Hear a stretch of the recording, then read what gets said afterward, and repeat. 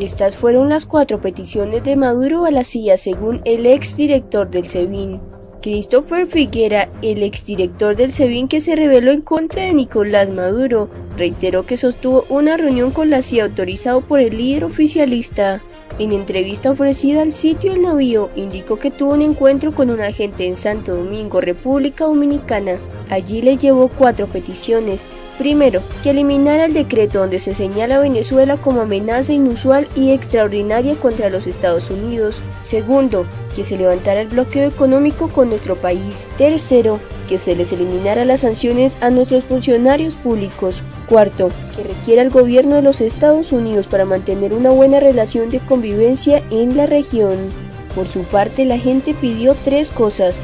Primero, que Maduro abandonara el poder y se realizaran elecciones libres en Venezuela. Segundo, que se estableciera un canal técnico, no político ni público, con la Casa Blanca. Tercero, que se liberara al ciudadano norteamericano Jules Holt, privado de libertad en nuestro país, cuestión que se cumplió. Los 3 motivos que impulsaron a Donald Trump para restaurar la democracia en Venezuela según politólogo. El presidente de los Estados Unidos, Donald Trump, tendría al menos 3 razones para ayudar al gobierno interino de Juan Guaidó a restaurar la democracia en Venezuela, así lo asegura el politólogo Carlos Romero. De acuerdo a un artículo publicado por el periodista Fernando Serpa para El Nacional, Romero considera que Trump tiene una visión de la política internacional más rígida que la de su predecesor Barack Obama, al creer que Estados Unidos merece una posición primordial en la estructura del poder. En este sentido detalla que los 3 principales motivos para ayudar a Venezuela son: primero, reposicionamiento de Estados Unidos en la política internacional; segundo, acercamiento de dirigentes opositores a su gobierno; tercero, conseguir el apoyo de organizaciones internacionales. Además, el internacionalista puntualizó que uno de los más importantes de la política de Trump es fortalecer las alianzas con otros países latinoamericanos que fueron formados durante el segundo periodo de Obama. Diosdado dice que no tiene intenciones de complacer a la oposición con elecciones presidenciales. El presidente de la Asamblea Nacional Constituyente, Diosdado Cabello, concluyó este 7 de junio una visita a Alabama de poco más de 24 horas, en la que reafirmó la alianza con sus socios del gobierno de Cuba frente a los ataques de Estados Unidos. Cuando hay que defender a Cuba, Venezuela está en primera línea, y cuando hay que defender a Venezuela, Cuba está en primera línea, declaró el número 2 del régimen chavista presidido por Nicolás Maduro en una rueda de prensa en el aeropuerto José Martí de la capital cubana poco antes de partir. Cabello, que también ocupa el cargo de vicepresidente del Partido Socialista Unido de Venezuela, se citó con las máximas autoridades del gobierno cubano, entre ellas el presidente Miguel Díaz-Canel y el exmandatario y aún líder del Partido Comunista Cubano, Raúl Castro, con quienes mantuvo una extraordinaria reunión. Revisamos el apoyo de Cuba al Foro de Sao Paulo, detalles pendientes, información que tenía que consultarles desde el punto de vista de la integración, cómo integrar Venezuela y Cuba. ¿Por qué nos están atacando igual? El motivo oficial del viaje de Cabello, según confirmaron medios estatales en La Habana, tras su llegada por sorpresa el jueves, era coordinar los preparativos del próximo Foro de Sao Paulo, una conferencia de partidos y grupos de izquierda latinoamericanos cuya 25 edición se celebrará en Caracas del 25 al 28 de julio próximo. A las preguntas de los periodistas sobre la posibilidad de convocar elecciones presidenciales para aplacar la grave crisis política y económica que vive Venezuela, el otrora mano derecha de Chávez y hoy de Maduro respondió con un no rotundo y alegó que la oposición no se lo merece porque si pierden no lo reconocen.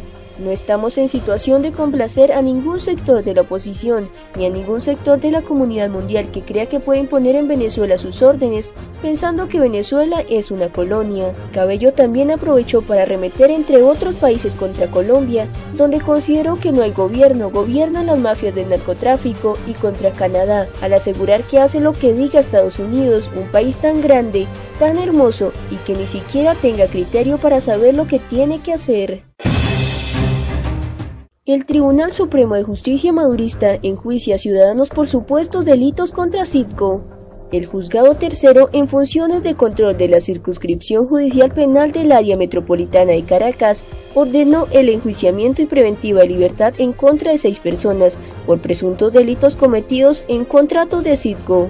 el Tribunal del Régimen ordenó estas medidas contra José Ángel Pereira, Tommy Valderrecae, Alirio Zambrano, Jorge Toledo, Gustavo Cárdenas y José Luis Zambrano, por presuntamente haber cometido delitos de peculado doloso propio, concierto de funcionario con contratistas, legitimación de capitales y asociación para delinquir en perjuicio del Estado venezolano, el patrimonio público y la empresa Citgo, filial de Petróleos de Venezuela.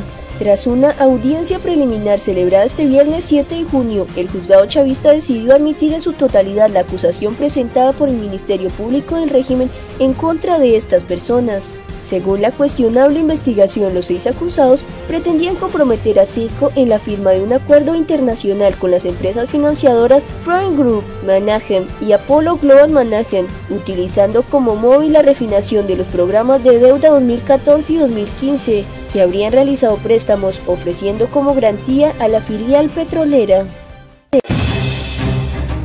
Médicos protestarán este lunes ante el Ministerio de Salud para exigir respuestas. El gremio médico venezolano anunció que realizará una protesta este lunes 10 de junio ante las puertas del Ministerio de Salud frente a la Plaza Caracas para exigir mayor ayuda humanitaria, así como respuestas a peticiones y demás exigencias del gremio. Carlos Prosperi, médico venezolano que encabeza la convocatoria, destacó en rueda de prensa que ese día exigirán de forma contundente al ministro de Salud, Carlos Alvarado, que nos diga qué ha pasado con los recursos públicos de los hospitales del país, qué ha pasado con la ayuda humanitaria de China y de Rusia y con el incremento salarial de los trabajadores de la salud. El médico venezolano comentó que entre el 19 de noviembre de 2018 y el 9 de febrero de 2019, el cual indica que 1.557 personas murieron por déficit de insumos y medicamentos en los centros hospitalarios del país, de acuerdo con el primer boletín publicado en febrero de la Encuesta Nacional de Hospitales que lleva a cabo la ONG Médicos por la Salud con apoyo de la Asamblea Nacional. En su edición de 2018 revelaron que la escasez de medicamentos en todo el territorio nacional alcanza 88%. La ayuda humanitaria necesaria para asistir a 7 millones de venezolanos que se encuentran en riesgo, dotar hospitales y ambulatorios, prevenir y atender el riesgo de desnutrición y casos crónicos es parte de lo que abarca vidas en emergencia, publicó en las redes sociales Carlos Prosperi. La ministra de Asuntos Exteriores de Canadá, Chrystia Freeland, declaró este viernes tras reunirse con su homólogo cubano Bruno Rodríguez que la isla tendrá un papel que jugar en el futuro político de Venezuela. Tras la reunión celebrada en Toronto entre Freeland y Rodríguez, la segunda que mantienen los dos ministros para hablar sobre Venezuela en menos de un mes, la responsable de la diplomacia canadiense calificó la conversación como muy buena y productiva.